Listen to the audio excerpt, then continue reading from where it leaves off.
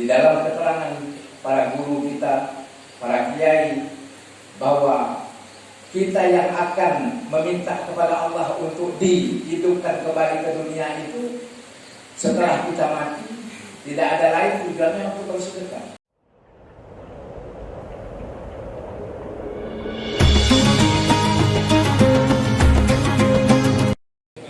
Bismillahirrahmanirrahim.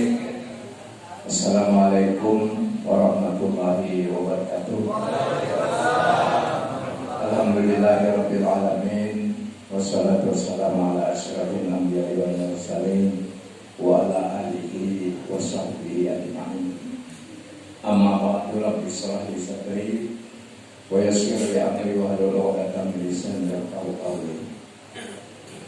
Pertama-tama kita bersyukur karena Allah Subhanahu wa taala, karena dengan limpahan rahmat, nikmat dan karunia Allah, alhamdulillah kita masih dapat melaksanakan salah satu kewajiban kita, salat subuh secara berjamaah yang kita laksanakan secara rutin setiap subuh, dan mudah-mudahan salat subuh kita pada hari ini diterima oleh Allah Subhanahu wa taala dan menjadikan amal kebajikan kita sebagai bekal kita berakhirat kelak.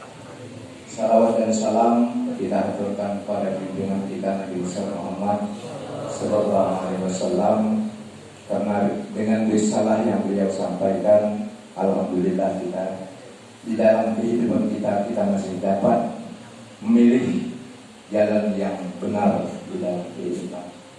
Bapak Ibu hadirin yang dimuliakan Allah, nampaknya Pak Ustadz ini takut nih kesini sekali. Banyak Ustadz tapi satu pun tidak takut nih, gak ada tahap yang ditakutin. Oh, tidak tahu jalan. Kalau selama itu aku bilang.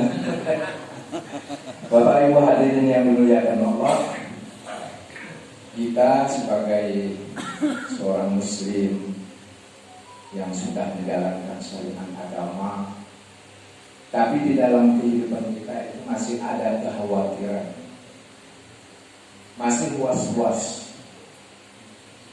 Apa yang menjadi kekhawatiran kita? Kekhawatiran kita adalah salah satu di antaranya, apakah amal yang kita perbuat, yang kita laksanakan selama ini diterima oleh Allah atau tidak? Itu kan jadi pertanyaan kita.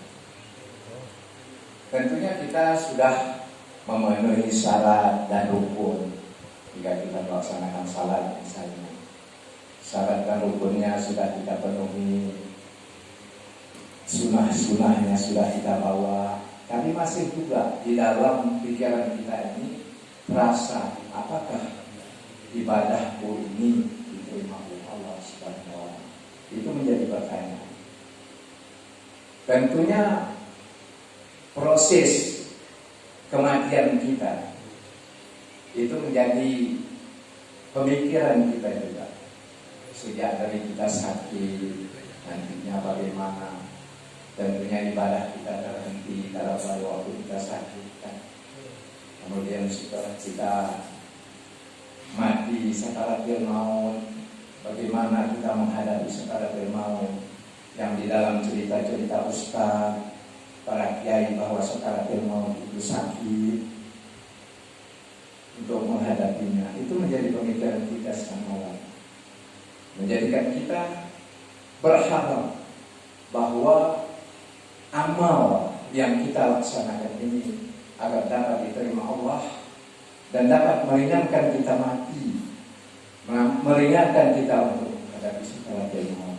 Dan bagaimana lagi nanti di dalam kubur gelap, sempit, panas, sepi, tidak ada kawan. Bagaimana keadaan kita? Saya subuh ini mau menyampaikan apa yang saya lihat di dalam Facebook. Tapi saya yakin bahwa kita semua ini sudah melihat ceramahnya Pak Ustadz Adi Hidayat. Jadi beliau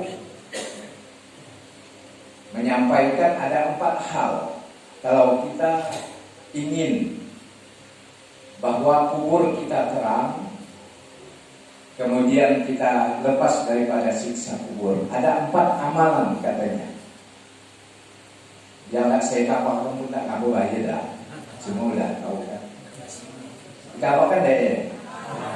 Untuk mengingatkan, ini saya pun mengingatkan diri saya pertama. Tapi tak ada modal lain yang disampaikan. Cuma ini subuh.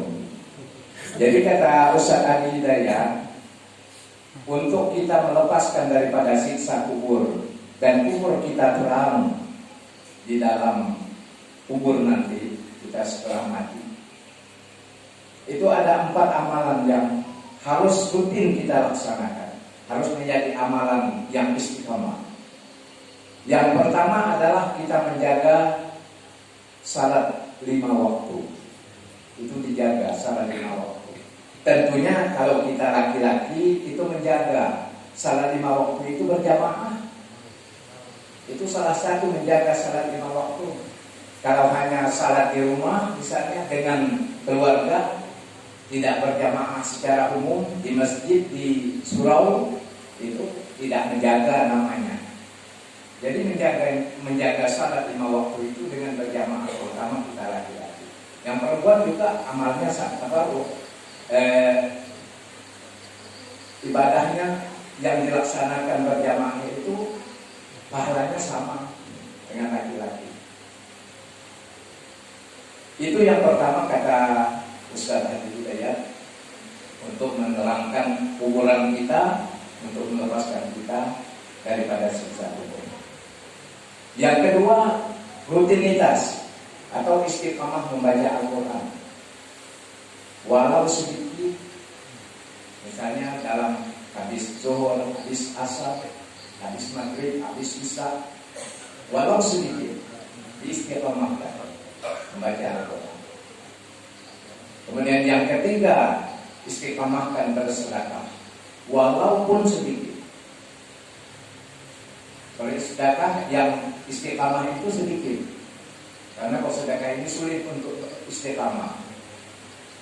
Karena apa? Karena di dalam keterangan para guru kita, para kiai, bahwa kita yang akan meminta kepada Allah untuk dihidupkan kembali ke dunia itu setelah kita mati, tidak ada lain tujuannya untuk bersedekah. Jadi maka dari itu sedekah ini paling penting di dalam amalan-amalan kita.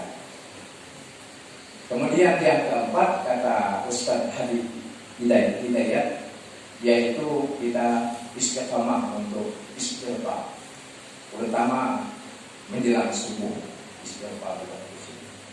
Jadi 4 hal inilah yang dapat menerangi kuburan kita dan kita terlepas daripada siksa kubur, kata beliau. Kemudian tambahan tentunya kita ingat dengan pesan daripada guru kita Bapak Ustaz Haji Konseri, bahwa di dalam kuburan kita yang menjadikan kita terang kuburan kita itu adalah salah satu di antaranya juga adalah salat malam.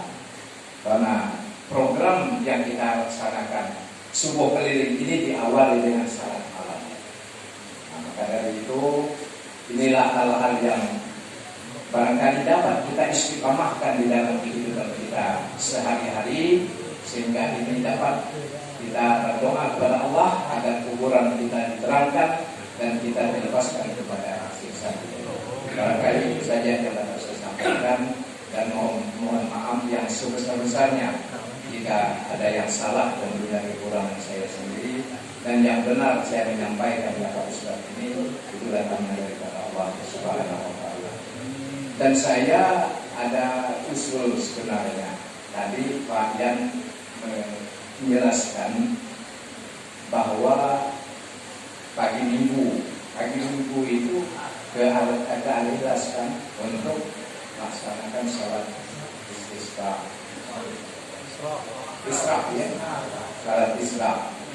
Kalau saya cuman kalian belum menyampaikan ini sebelumnya, makanya saya ada pikiran cara lain sebenarnya.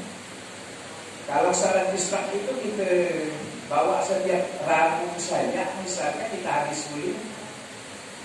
Mengapa? Kata gitu. Kenapa? Karena saya memikirkan jadwal masjid-masjid yang ini. Jadi kalau kita ke Al-Ikhlas minggu sudah tersita satu masjid yang kurang kita kunjungi. Nah, itu pertimbangan saya. Itu hanya pertimbangan saya. Itu pemikiran saya. Kalau kita langsung saja kita meminta izin kepada Al-Ikhlas untuk melaksanakan Isra pada waktu hari Rabu, kebetulan kita juga hari Rabu itu kita di situ sulit di situ kan. Nah, itu pemikiran saya saja. Jadi mohon dipertimbangkan untuk selanjutnya berangkat. Dan untuk yang besok tentunya sudah diangkat, itulah kejadian. Barangkali itu saja yang dapat saya sampaikan. Wallahu a'lam.